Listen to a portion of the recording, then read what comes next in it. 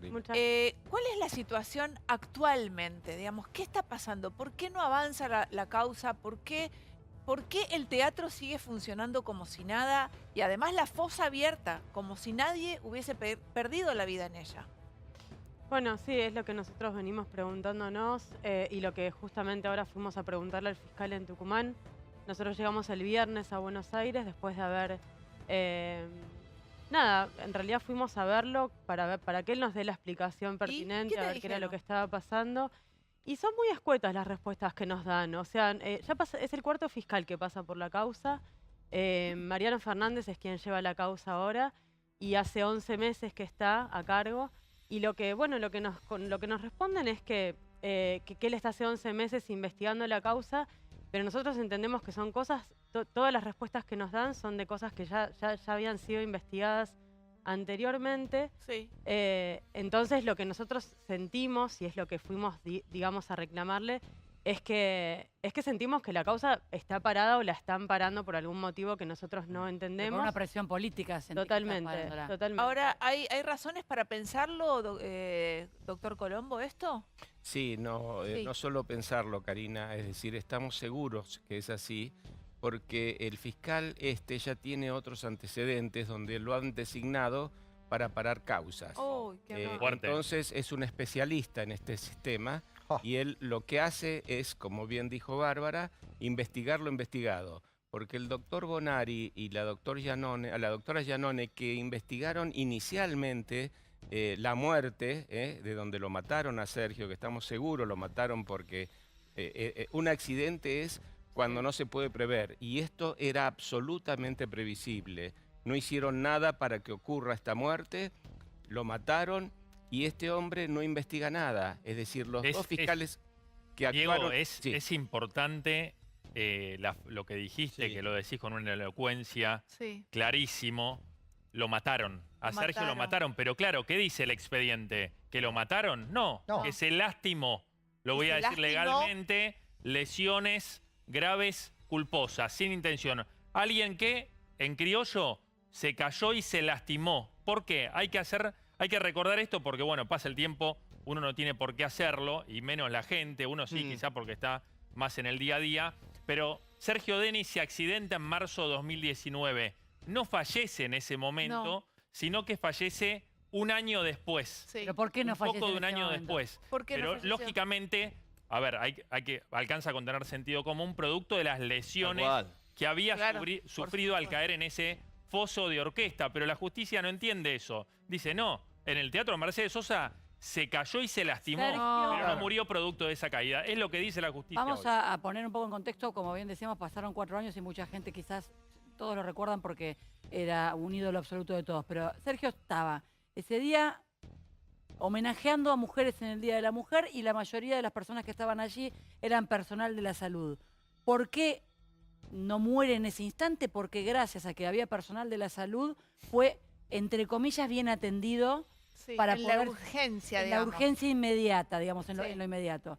Pasa tiempo, yo me recordaba, recién veía a esa mujer que pasaba los partes y por momentos uno decía, bueno, parecía que había como una cierta esperanza, porque yo no sé si lo que vendían era pescado podrido o no, pero uno los iba escuchando, iba viendo. Recién escuchaba una chiquita, tu tía, que decía, ¿se pudo haber evitado? Claro que se pudo haber evitado. Previo a la caída de Sergio, tuvo un accidente un bailarín del Ali Espósito y tuvo un accidente un bailarino o una de las personas de Panam. Entonces, se sabía que eso estaba allí, después le quisieron culpar al propio Sergio diciendo que no había hecho la caminata previa.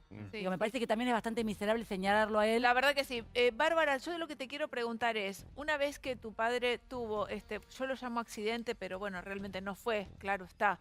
¿Vos pudiste volver a hablar con él o a partir de ahí él entró en una inconsciencia de la que ya nunca más salió? No, papá quedó en un estado se llama estado vigilia, es estado de mínima conciencia. El único avance que hubo en el año y 2 meses que estuve internado fue que él tuvo apertura ocular, a diferencia quizás del estado vegetativo que no tienen apertura ocular o no suelen tener.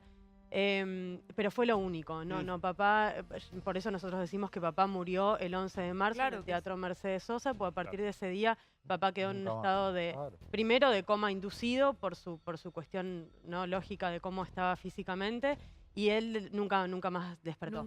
Bárbara, ¿no pudieron ir el por qué estaba habilitado un teatro que no tenía la malla de contención ante un foso de orquesta? Era caída libre de fácil 5 metros. Digo, ¿eso ya no es simple prueba como para poder demostrar que tu viejo fue asesinado ahí?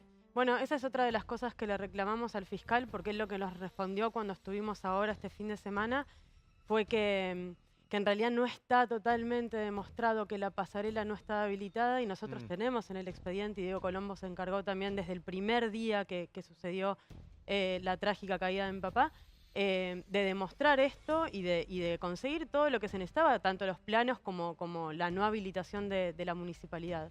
Bárbara, las autoridades del Teatro Mercedes Sosa, ¿se comunicaron con vos? ¿Dieron una explicación a la hija de una persona que fue asesinada? En ningún momento.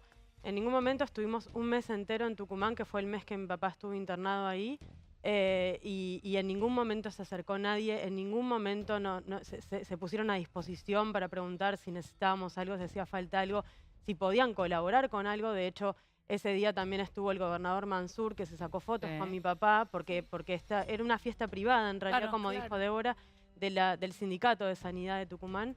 Y en ningún momento se acercó nadie. ¿Cuánto tiempo estuvo inhabilitada? Porque vale destacar esto. ¿Cuánto tiempo estuvo inhabilitado el teatro una vez que surgió el asesinato de tu padre? Nunca. Lo cerraron solamente un día para hacer las pericias, y esa misma semana volvió a tocar gente en el teatro. Claro. Nosotros, estando papá internado, salíamos del hospital y el remis que nos llevaba, nosotros veíamos la gigantografía. Ahora, lo que no se puede creer es que toda la gente que por ese escenario pasó y sigue pasando, pone su vida en riesgo, porque esta locura sigue estando. Es una fosa de 3 metros. Eran 3 metros y medio. 3 metros y la taparon casi 7 meses después. Sí, una red. Creo que en octubre, si no me equivoco, porque había una presentación oficial de Fernández con Mansur, y eso iba a salir por cadena nacional. Entonces nosotros nos enteramos por cadena nacional que estaba. Y luego, digamos, luego de ese acto, ¿la destaparon nuevamente? No sabemos cómo está en este momento, porque también es otra de las preguntas que le hicimos al fiscal.